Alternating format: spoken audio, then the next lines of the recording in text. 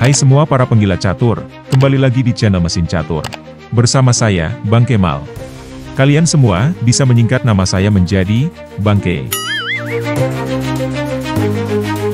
Untuk video hari ini, kita akan menyaksikan permainan menyerang yang sangat luar biasa, yang dimainkan oleh Grandmaster Polandia, Jan Krzysztof Duda, saat menghadapi Grandmaster Belanda, Anish Giri.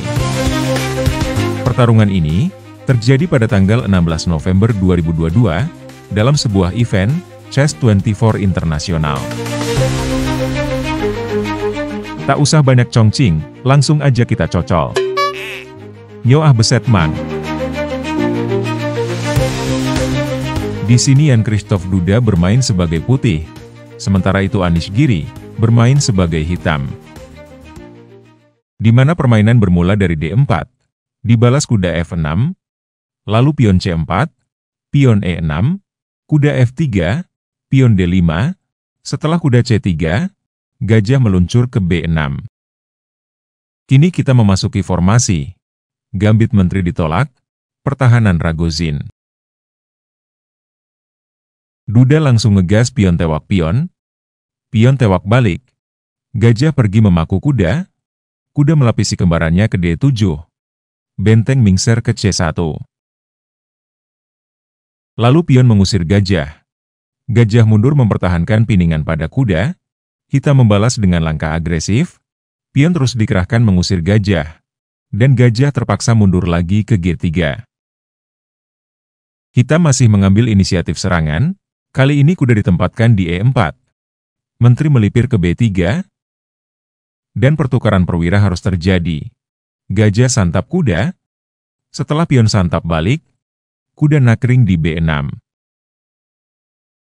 Kemudian pion E3, hitam kembali memberi tekanan pada sayap raja. Makhluk cebol terus didorong ke H5, bertujuan menjebak gajah. Alih-alih menyelamatkan gajahnya, di sini Duda memilih memainkan pion ke C4. Sehabis pion menyerang gajah, dan gajah kabur ke E5, bocah ingusan pun akhirnya berhasil menjebak gajah.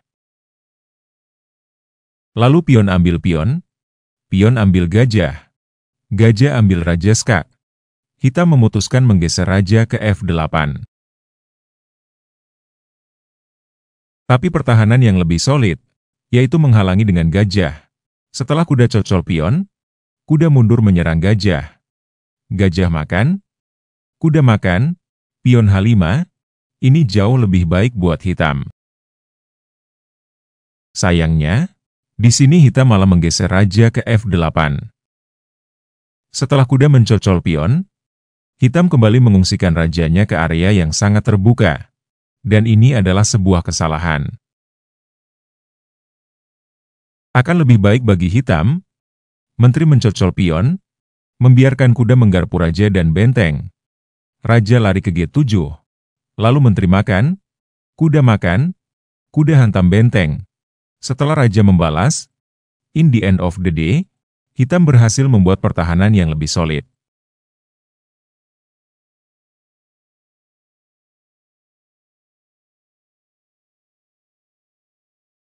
Setelah raja menggagalkan rencana penggarpuan kuda, putih menarik gajah ke E3, kuda melarikan diri ke D6, dan putih mengamankan raja ke dalam istana, pion G4 hitam mainkan. Lalu pion didorong ke F4 oleh putih. Benteng melipir ke F8, dan pion maju ke E4. Ini akan mengakibatkan hal fatal buat hitam, pion G3, pion F5. Sekarang benteng bisa menjadi ancaman buat raja hitam, bersiap membuka serangan di baris keempat. Maka hitam menempatkan menteri di G5, berusaha mencegah hal-hal yang tidak diinginkan. Namun pion tidak ada yang melindungi. Benteng langsung mencocol pion, skak. Raja mundur ke G8, gajah mundur ke B1. Selain masih menjaga diagonal yang cukup penting, juga membuka gerbang menteri agar bisa nongkrong di F3. Menteri D2, menteri F3. Sekarang putih bisa mengancam raja dengan menteri, memaksa hitam mengorbankan gajah dengan menghajar pion. Pion hajar balik, menteri cocol pion.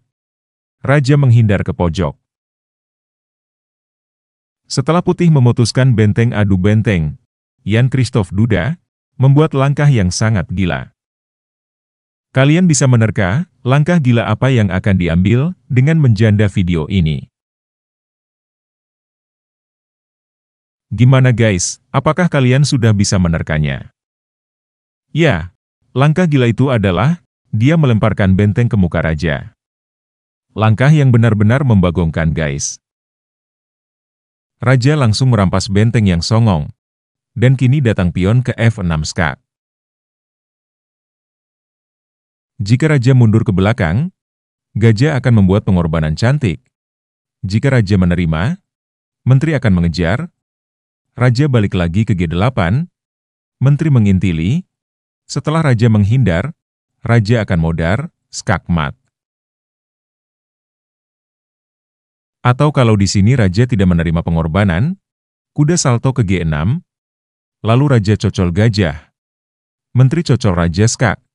Setelah raja kabur, raja akan masuk ke dalam kubur, skak mat juga. Makanya raja dibawa ke H6 oleh hitam. Tapi kuda kembali menyerang raja. Sehabis raja menghindar ke G5, Jan Christoph Duda kembali membuat langkah fantastis, menteri nyelonong ke F5. Yaps, benar banget guys, menteri dikorbankan sedemikian rupa. Karena setelah kuda menghabisi menteri, benteng menghabisi balik skak. Sehabis raja mengungsi ke G6, dan benteng mingser open skak. Anish Giri langsung mengibarkan bendera kuning, dia menyerah pada langkah ke-33. Sebab jika permainan berlanjut, raja hanya bisa menghindar ke F7. Benteng terus memburu, raja lari ke G8, sehabis kuda manuver ke H6 skak. Dan raja tersudut, raja akan tewas menjadi badut, skak mat.